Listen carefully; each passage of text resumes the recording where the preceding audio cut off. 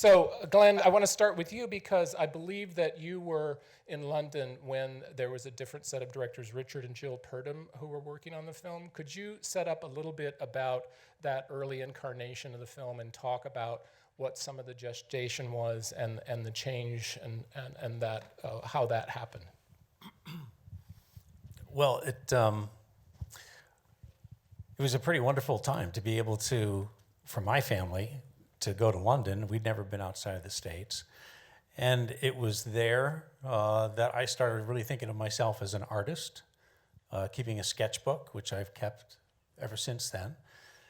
And as we started to develop the story, Richard Purdom had a very European classical approach to telling the story.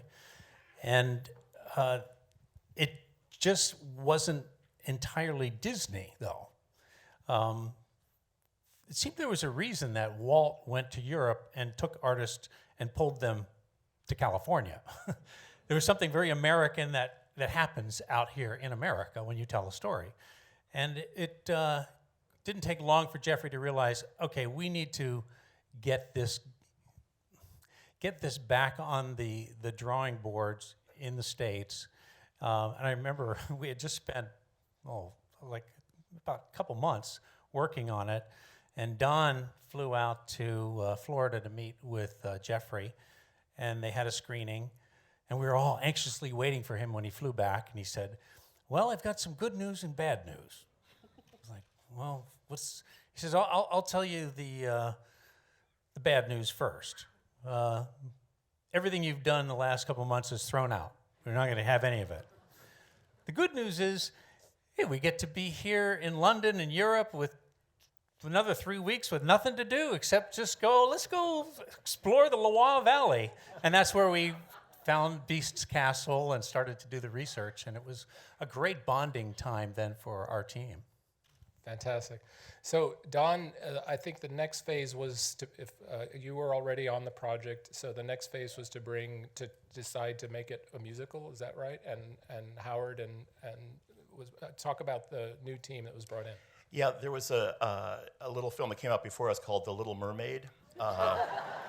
And Howard Ashman and Alan Menken, who were our songwriters on this film, had brought Broadway to Hollywood, is the simplest way to say it.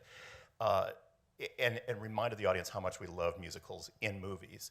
And so it wasn't too much of a leap to say, well, maybe we should bring them onto our film and musicalize it and take what was kind of a European version of the telling of the story and turn it into something that was uniquely musical. And it's really important to point out Howard Ashman at this point because he was more than just a lyricist. He was a mentor, he was a coach, he was a storyteller, and in so many ways the guy who kind of held our hand through this whole thing, explaining so much about telling stories in music in animation and kind of taught us along the way.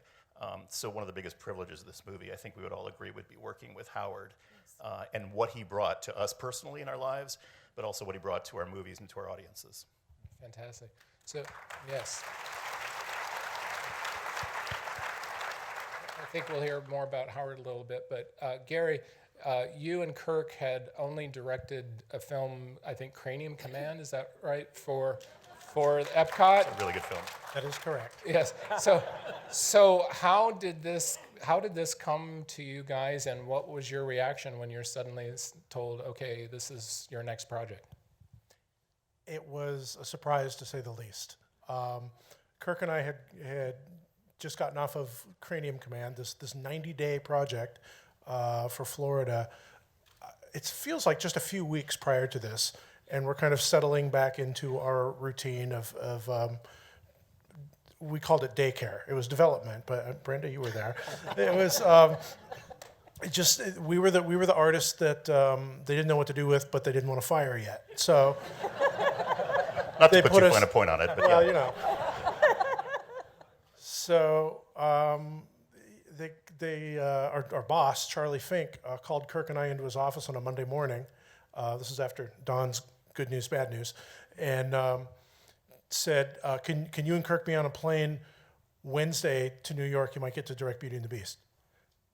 And we thought it was Candid Camera. I mean, we were looking around for the hidden cameras, and said, so the reaction was shock. It was like total complete shock.